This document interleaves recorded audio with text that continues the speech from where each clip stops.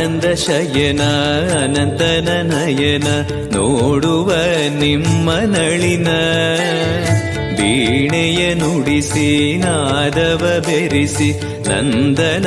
ಕರೆವ ವದನ ಆನಂದ ಶಯನ ಅನಂತನ ನಯನ ನೋಡುವ ನಿಮ್ಮ ನಳಿನ ವೀಣೆಯ ನುಡಿಸಿ ನಾದವ ಬೆರೆಸಿ ನಂದನ ಕರೆವ ವದನ ಭಾಗ್ಯವಿದು ಗುರು ಭಾಗ್ಯವಿದು ಮಧುರಾಪತಿಯನ್ನ ನಟನ ಮಧುರವಿದು